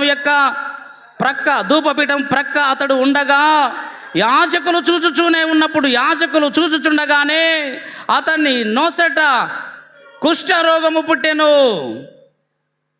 ఏం పుట్టిందన్నా? ఎందుకు పుట్టింది? దైవజనుల పైన ఉగ్రం చూపించాడు, ఆగ్రహం చూపించాడు, రౌద్రుడయ్యాడు, కోపావేశుడయ్యాడు, వారిని ఎదిరించాడు, ధిక్కరించాడు, కుష్ఠ తెచ్చుకున్నాడు. నిన్ను ఎవరు పొమ్మన్నారు? ఆడికి పోయినావు, తెలియకపోయినావు, బాగుంది. వాళ్ళు వద్దని చెప్తున్నారు కదా, దైవజనులు వద్దన్నారు కదా, నువ్వు వినొచ్చు కదా. నువ్వు వినకపోతివి. వినకుండా మొదటి తప్పు చేశావు. రెండవ తప్పు, వారిని తిరస్కరించావు, అవమానించావు, వారి మీద కోపగించావు. రెండవ తప్పు, దేవుణ్ణి ధిక్కరించావు, కుష్టు తెచ్చుకున్నావు, కుష్టు వ్యాధి రోగం తెచ్చుకున్నావు. ఇప్పుడు ఏమైంది ఆయన పరిస్థితి చూద్దాం. రాజా, నీవు దైవజనులను ఎదిరించావు, దేవుని మందిరాన్ని నిర్లక్ష్య పెట్టావు కనుక నీకు ఈ కుష్టు వ్యాధి వచ్చింది కనుక. 20వ వచనం. ప్రధాన యాజకులైన అజర్యాయు యాజకులందరూ అతని వైపు చూడగా అతన్ని నోసట కుష్ఠము గలవాడై ఉండెను గనుక వారు తడువు చేయక అక్కడ నుండి అతన్ని బయటకు వెళ్ళగొట్టిరి. యెహోవా తన్ను మొత్తెనని ఎరిగి బయటికి వెళ్ళుటకు తానును త్వరపడెను. ఎక్కడ చూసిన కుష్టు వ్యాధి, పొడలు చేతులు కాళ్ళు ముఖమంతా బొబ్బలు వచ్చినప్పుడు అరెరెరె యెహోవా నన్ను మొత్తాడు, నన్ను శిక్షిస్తున్నాడు, నాకు రోగం వ్యాధి సంభవిస్తుంది, నేను ఇక్కడ ఉండటం మంచిది కాదని అప్పుడు బయటికి వెళ్ళడానికి త్వరపడి బయటికి వెళ్ళాడంట. ఈ పోయేదేదో ముందే చెప్పినప్పుడు పోయింటే దైవజనుల మాట వినాలి అంటారు. అందుకే సేవకుల మాట వినాలి. సేవకుణ్ణి తండ్రి స్థానంలో ఉంచాడు దేవుడు. సేవకుణ్ణి ఏ స్థానంలో ఉంచాడు? తండ్రి స్థానంలో ఉంచాడు. దిద్దేవాడే తండ్రి. తండ్రి ఏం చేస్తాడు? తీర్చిదిద్దుతాడు. చిన్నప్పటి నుంచి తీర్చి ఎలా దిద్దుతాడో సేవకుడు కూడా నిన్ను దిద్ది తీర్చిదిద్దేవాడు దైవజనుడు. అతని మాట వినాలి. అతనేది చెప్పేది అనకూడదు. మనం అతనేది చెప్పేది అంటాం కదా చాలామంది, అట్లా అనకూడదు. ఆయన ఎలాంటి వాడైనా దైవజనుడే, ఆయనతో మనం ఈ మాట చెప్పుదాం అని నిర్ణయించుకోవాలి. దావీదుకు ఆ అలవాటు ఉందంట. ఎవరికి? దావీదుకి ఆ అలవాటు ఉందంట. ఏమని అలవాటు ఉందంటే, నేను ఏ విషయమైనా సేవకునితో చెప్పాలి, నేను తలపెట్టే ప్రతి కార్యాన్ని దైవజనునితో చెప్పాలి, పంచుకోవాలి. ఇది ఇలా చేస్తే బాగుంటుందా, ఇది ఇలా చేస్తే బాగుంటుందా, దైవజనుడిని పిలిపించండి అని మనుషులను పెట్టి పిలిపించాడు ఇంటికి దైవజనుడిని. చదువుదాం ఆ మాట. రండి, సమూయేలు గ్రంథము 2వ సమూయేలు గ్రంథము, సమూయేలు 2వ గ్రంథము 6వ అధ్యాయము. రండి అందరూ కూడా. ఈ ఉదయకాల సమయం ఆరాధనలో దైవజనులకు మనము ఎంత ప్రిఫరెన్స్ ఇస్తున్నామంటే మీరందరూ కూడా ఒకసారి జ్ఞాపకం చేసుకోవాలి. 7వ అధ్యాయం 2వ సమూయేలు గ్రంథము 7వ అధ్యాయము, సమూయేలు 2వ గ్రంథము 7వ అధ్యాయము మొదటి నుంచి. యెహోవా నలుదిక్కుల విజయమిచ్చి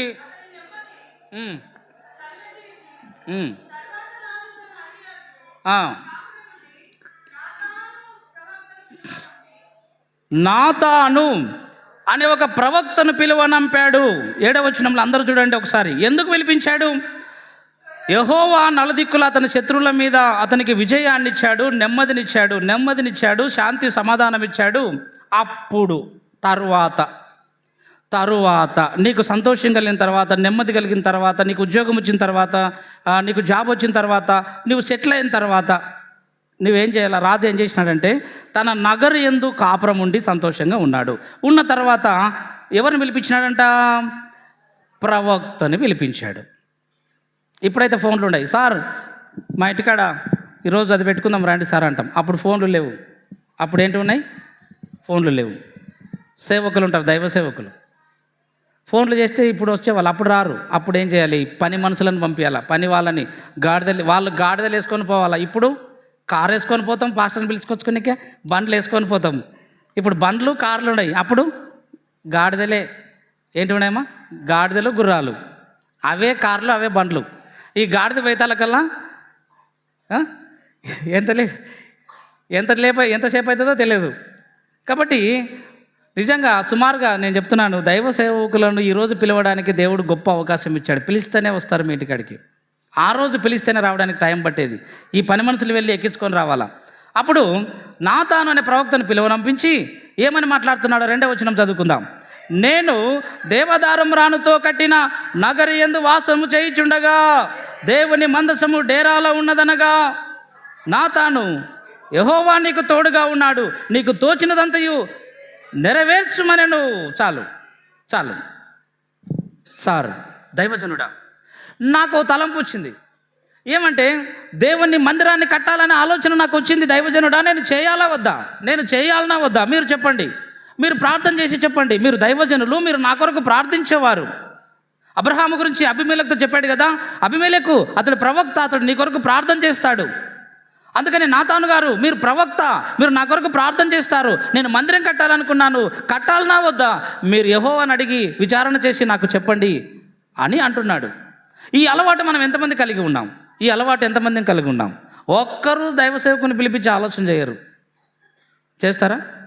ఈ రోజుల్లో ఎవరు చేస్తున్నారు చెప్పండి? చాలా తక్కువ. 100కి ఒక 5% మాత్రమే, ఒక 5 100లో 5 మాత్రమే. సార్ ఈరోజు ఇది మా ఇంట్లో ఇది చేస్తున్నాం, ప్రార్థన చేయండి సార్ అని పిలుచుకుపోయేది. ఇంటికి పిలిపించే వాళ్ళు ఒక 5 మంది. ఎక్కడ నేర్చుకుంటున్నాం చెప్పండి? బైబిల్ను మనం ఎక్కడ నేర్చుకుంటున్నాం? బైబిల్ని ఏ విధంగా మనం పాటిస్తున్నాం? దైవజనుల ద్వారా మనం కార్యాలు జరిపించుకోవాలని దావీదు నేర్పించాడు, హిజ్కియా నేర్పించాడు, అబ్రహాము ద్వారా మనం నేర్చుకున్నాం. ఇప్పుడు నాతాను ఏం చెప్తే అదే దావీదు చేశాడు. ఇతని మనమడు ఉన్నాడు ఒక ఆయన, ఇతని మనమడు. అతను ఏం చేశాడంటే దేవుని యొద్ద ఆలోచన చేయలేదు. అతను ఒక పని చేయాలనుకున్నప్పుడు దేవుని సేవకులను పిలిపించమని వాళ్ళ తాత చెప్తే ఇతని మనమడు, తాతకు మించిన మనమడు అనమాట. తాత దేవుని దగ్గర విచారణ చేసి పని చేసేవాడు, మనమడు వచ్చాడు. మనమడు చెప్పండి చూద్దాం, దావీదు మనమని పేరు. అతను కూడా రాజే.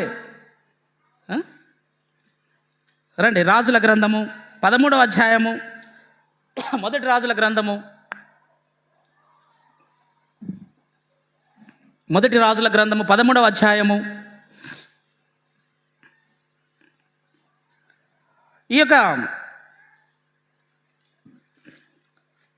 మధ్యాహ్న కాలపు ఆరాధనలో ఎంతమంది మనము దేవుని యొక్క చిత్త ప్రకారము ఆలోచన చేస్తూ ఉన్నాం? దేవుని యొక్క చిత్త ప్రకారం మనము ముందుకు వెళ్తూ ఉన్నాం.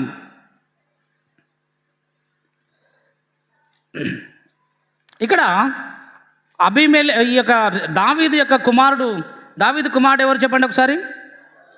చెప్పండి ఒకసారి అందరు గట్టిగా. దావీదు కుమారుడు ఎవరు? సొలొమోను. సొలొమోను కుమారుడు ఎవరు? సొలొమోను ఎవరు చెప్పాలి? ఇంతకుముందు మీకు చెప్పాను. ఎవరు? సొలొమోను కుమారుడు రెహబాము. ఎవరు?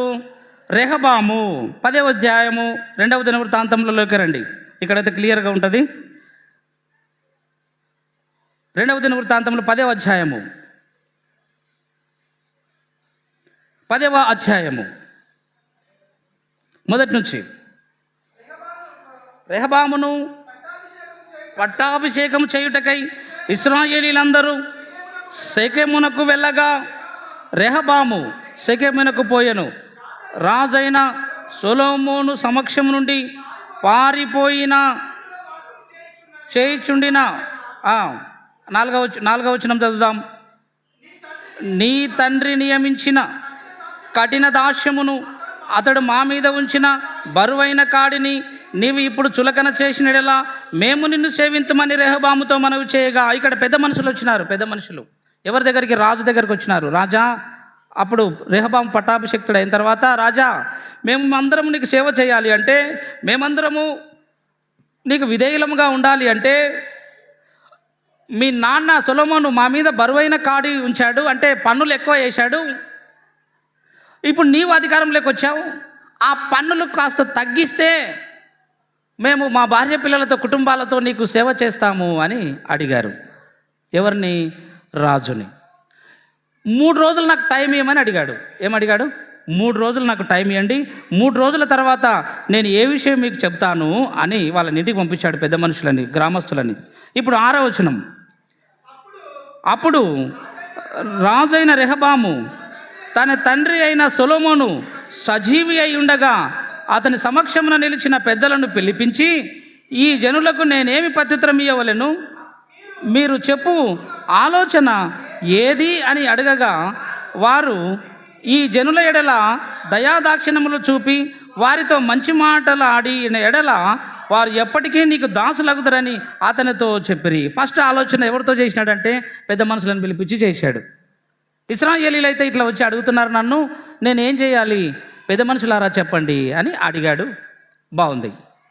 అప్పుడు పెద్ద మనుషులు ఏమని సలహా ఇచ్చారు? రాజా, నువ్వు అందరితో చనువుగా మాట్లాడి, ప్రీతిగా మాట్లాడి పన్నులు తగ్గిస్తే బాగుంటుంది, అప్పుడు అందరూ నీకు విధేయులు అవుతారు అన్నారు పెద్ద మనుషులు. ఈ రెహబాము ఆ మాట వినాలి కదా, ఆ మాట వినాలి కదా. ఎక్కడుంది ఆ మాట? 7వ వచనం. వారు ఈ జనుల ఎడల దయాదాక్షిణ్యములు చూపి వారితో మంచి మాట్లాడిన ఎడల వారు ఎప్పటికీ నీకు దాసులు అవుతారని అతనితో చెప్పిరి.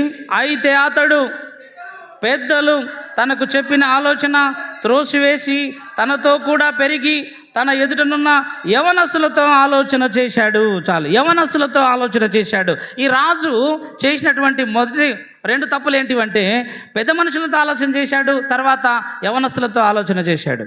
పెద్ద మనుషుల ఆలోచన త్రోసివేశాడు, యవనస్తుల ఆలోచనను స్వీకరించాడు. యవనస్తులు ఏమైనా ఆలోచన చేశారు అంటే ఫ్రెండ్షిప్ అనమాట. ఫ్రెండ్షిప్ని పిలిచి ఎలా ఈ రాజ్యాన్ని పరిపాలించాలి అని పిల్లోనికి పెత్తనం ఇస్తే పిల్లల ఆలోచన చేశాడనమాట. పిల్లలతో ఆలోచన చేశాడు. ఏమని ఆలోచన చేశాడు? మీ తండ్రి 10 రూపాయల పన్ను విధిస్తే నువ్వు 20 రూపాయల పన్ను విధించు రాజా అని చెప్పారు ఈ యవనస్తులు. మీ నాన్న 100 రూపాయల పన్ను వేస్తే నీవు 200 పన్ను విధించు రాజా, అప్పుడు నీకు అందరూ భయపడతారు అని ఒక ఆలోచన చెప్పారు యవనస్తులు. చూడండి, ఈ 2 ఆలోచనలు చేశాడు, ఒక్క ఆలోచన చేయలేదు. వాళ్ళ తాతలాగా చేయలేదు. వాళ్ళ తాతలాగా. ఎవరు వాళ్ళ తాత? ఎవరు వాళ్ళ తాత? దావీదు మహారాజు. వాళ్ళ తాత ఏం చేశాడంటే ఏం చేసినా ఏం అడిగినా ఎవరిని అడిగేవాడు? పాస్టర్లతో ఆలోచన చేసి ప్రార్థించుకునేవాడు. ఈరోజు నా ప్రియమైన వాళ్ళారా, ఈ మధ్యాహ్న కాల సమయంలో నీవు నేను రెహబాము వలె మన ఆలోచనలు దైవ సేవకులతో సంప్రదించి వాళ్ళతో ప్రార్థన చేసుకొని మన కార్యాలు మొదలు పెట్టుకుంటే నిజంగా అవి క్షేమకరం అవుతాయి. రెహబాము వలె విచలవిడిగా మనం ఆలోచన, మన సొంత ఆలోచనలు, మన సొంత నీతి ఆధారపడి వెళితే రెహబాము చివరికి ఏమైపోయాడో తెలుసా? 1 గోత్రానికి రాజయ్యాడు. 10 గోత్రాలన్నీ రాజ్యమంతా పోగొట్టుకున్నాడు. ఉజ్జియా కూడా అదే చేశాడు. దేవుని దాసులతో ఆలోచన చేయకుండా వారితో కఠినంగా మాట్లాడాడు, వారిని హింసించాడు, త్రోసివేశాడు. కాబట్టి జీవితాంతం రోగం తెచ్చుకున్నాడు. ఇంకెప్పుడు మందిరానికి వెళ్లకుండా అయ్యాడు ఆయన. ఇంకెప్పుడు మందిరానికి వెళ్లకుండా ఒక గదిలో ఉంచారంట ఆయనని. ఎవరిని? ఉజ్జియాని. రోగం వచ్చింది కాబట్టి గదిలో బంధించారు. ఇంకెప్పుడు బయటికి రాకూడదు. రాజు అయితే ఏంటిది? నువ్వు రాజు అయితే ఏంది, ఎవరు అయితే ఏంది? నీకు వచ్చింది కుష్ఠవ్యాధి. ఆ కుష్ఠవ్యాధి నువ్వు వస్తే ఇంకా 10 మందికి వస్తుంది, ఇంకా 10 మందికి వస్తుంది, 100 మందికి వస్తుంది. కాబట్టి అది అంటువ్యాధి. రాజా, నువ్వు గదిలోనే ఉండాలి. నువ్వు మందిరం మెట్లు, దేవుని సన్నిధి కూడా నువ్వు తొక్కకూడదు, అర్హుడవు కాదు అన్నారు. మరణము వరకు. ఆ మాట చదివి ప్రార్థన చేస్తాను. 32వ అధ్యాయము. ఉదయకాలంలో సంఘం పెద్దలకు, దైవజనులకు ఎంతో అభినవ సంబంధం ఉండాలి. సంఘం పెద్దలకు, దైవ సేవకునికి చాలా సంబంధం ఉండాలి.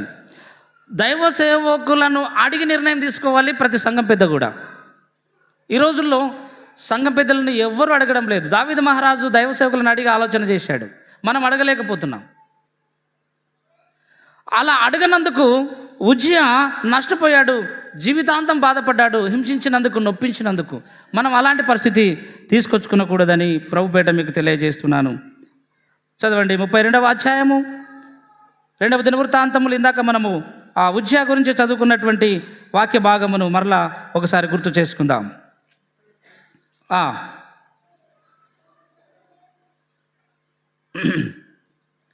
21వ వచనం, 26వ అధ్యాయము 21 చదువుదాం. 2వ దినవృత్తాంతములు 26వ అధ్యాయం 21. రాజైన ఉజ్జియా మరణ దినము వరకు రోగి అయి ఉండెను, కుష్ఠరోగి అయి ఉండెను. యెహోవా మందిరంలోనికి పోకుండా ప్రత్యేకింపబడెను గనుక అతడు ప్రత్యేకముగా ఒక ఇంటిలో నివసించుచుండెను.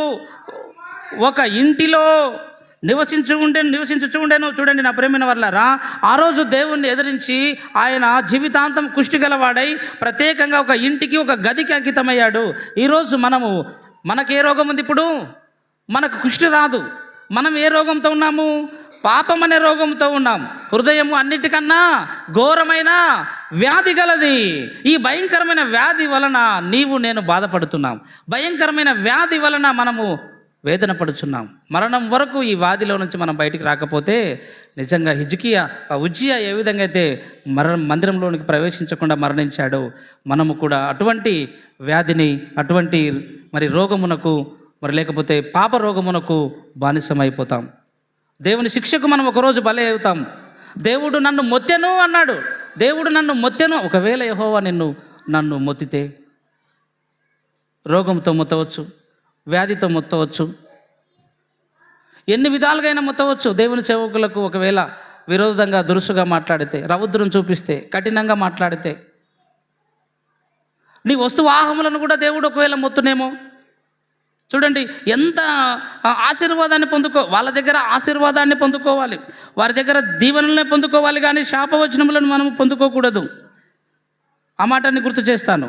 ఒకవేళ నాకు అన్నీ ఉన్నాయి, నాకేమీ కొరత లేదని కనుక మనం అనుకుంటే అది పొరపాటు. అదే రెండవ దినవృత్తాంతముల గ్రంథము 21వ అధ్యాయములో 14వ వచనం చదువుకుందాం. 21వ అధ్యాయం 14వ వచనం చదువుకుందాం. కాబట్టి ఓ యెహోరాము రాజా, గొప్ప తెగులు చేత యెహోవా నిన్ను, నీ జనులను, నీ పిల్లలను, నీ భార్యలను, నీ వస్తు వాహనములు అన్నిటినీ మొత్తును. ఇక్కడ ఎన్ని ఉన్నాయి చూడండి, ఒకసారి శ్రద్ధగా వినాలి. భయము భక్తి మనకు ఉండాలి. దైవజనులతో ప్రీతిగా మాట్లాడాలి, సమాధానంగా మాట్లాడాలి. నీకు మనసుంటే లేదంటే మీ దారి మీరు వెళ్ళాలి, మీ పని మీరు చూసుకోవాలి. దైవజనుల దగ్గరకు వచ్చిన తర్వాత నువ్వు భయపడాలి. వినయం, విధేయత, ప్రీతిగా మాట్లాడాలి, సమాధానంగా మాట్లాడాలి. బెత్లెహేం యెషయా కుటుంబము దావీదుతో సమూయేలుతో ప్రీతిగా మాట్లాడారు, సమాధానంగా మాట్లాడారు. హిజ్కియా దైవజనులతో ప్రీతిగా మాట్లాడాడు, సమాధానంగా మాట్లాడాడు, దేవుని దీవెనలు పొందారు. అబ్రహాము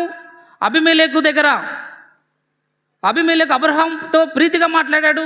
అప్పటి వరకు వారి ఇంట్లో ప్రతి గర్భము మూయబడి ఉందంట, ప్రతి గర్భము తెరవబడిందంట. అబ్రహాము ప్రార్థన చేసిన తర్వాత ఒక దేశంలో ఉన్న రాజే బాగుపడ్డాడు, రాజు కుటుంబం బాగుపడింది. ఈరోజు మన కుటుంబాలు బాగుపడటం లేదు, మన కుటుంబాలు అభివృద్ధి చెందడం లేదు, మన యొక్క సంఘము కూడా మరి ఇబ్బందిలో ఉంది అని ఎందుకు బాధపడుతున్నాం? తీరని రోగం, తీరని అప్పులు, తీరని సమస్యలు, తీరని కుటుంబ సమస్యలు, పంటలు పండటం లేదు. ఎందుకు? దైవజనులను మనం వ్యతిరేకంగా మాట్లాడుతున్నాం, దైవ సేవకులను విరోధంగా మాట్లాడుతున్నాం, నొప్పిస్తున్నాం, కన్నీళ్లు పెట్టిస్తున్నాం. ఎలా బాగుపడతాం? ఒకవేళ దేవుడు ఒక ఉజ్జయాన్ని మొత్తినట్టు వ్యాధితో ఒకవేళ మనల్ని మొత్తునేమో, బాధలతో మనల్ని మొత్తునేమో.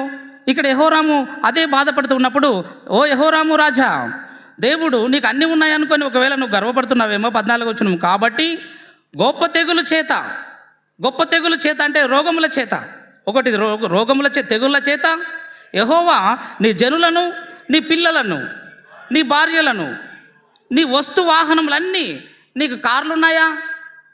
వస్తువులంటే బంగారు, వజ్రాలు, వైడూర్యాలు, వెండి, ధనధాన్యాలు ఉన్నాయా? వస్తు వాహనములు. నీకు బైకులు ఉండవచ్చు, కార్లు ఉండవచ్చు, కానీ దైవ సేవకుల దగ్గరకు రాకూడదు అవన్నీ. అటు దేవుని మందిరం దగ్గరికి రాకూడదు అవన్నీ. అవి ఎన్నున్నా దేవుని సేవకులకు మనము ఎంత గౌరవిస్తే దేవుడు నిన్ను అంతగా ఆశీర్వదిస్తాడు. దేవునికి స్తోత్రం కలుగును గాక. ప్రార్థన చేసుకుందాం. పరిశుద్ధుడా, ప్రేమ స్వరూపుడా, దయగల మా తండ్రి, ఈ మధ్యాహ్న కాలపు ఆరాధనలో మీ యొక్క వర్తమానము ద్వారా మాతో మాట్లాడి వినిపించారు. భయము, భక్తి, దైవ సేవకులు, సంఘము, మా తండ్రి, సంఘం పెద్దలు, ఈ ముగ్గురి ద్వారా మీరు మాతో మాట్లాడారు. విన్న వాక్యమును మా అందరి హృదయాల భద్రపరిచి నీరు కట్టి ఫలింపజేయమని కోరుకుంటున్నాం. మమ్మును, మా యొక్క అవిధేయతను, మా యొక్క అతిక్రమములను, మా బలహీనతలను మీరే మన్నించి క్షమించమని అడుగుతున్నాం. మేము తెలిసి తెలియక ఒకవేళ మీ మనస్సును ఆయాస పెట్టింటే తండ్రి, మీ చిత్తానికి వ్యతిరేకంగా మేము ఒకవేళ మాట్లాడి ఉంటే మమ్మల్ని క్షమించండి.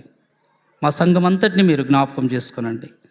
మా సంఘము దైవ సేవకులతో ప్రీతితో, చనువుగా, సమాధానముతో మా తండ్రి మెసలుకొని మీ నామాన్ని స్తుతించి ఘనపరిచి మందిర అభివృద్ధి కొరకే మేమందరము ప్రయాసపడి పాటుపడుటకు సహాయం దయచేయమని ప్రార్థన చేస్తున్నాం. విత్తబడిన వాక్యమును దుష్టుడు ఎత్తుకొని పోకున్నట్లు 30 60 100 మా సంఘములు ఫలింపజేయమని కోరుకుంటూ యేసయ్య అతి పరిశుద్ధ నామంలో ప్రార్థించి అడిగి వేడుకొంచున్నాను మా తండ్రి, ఆమేన్.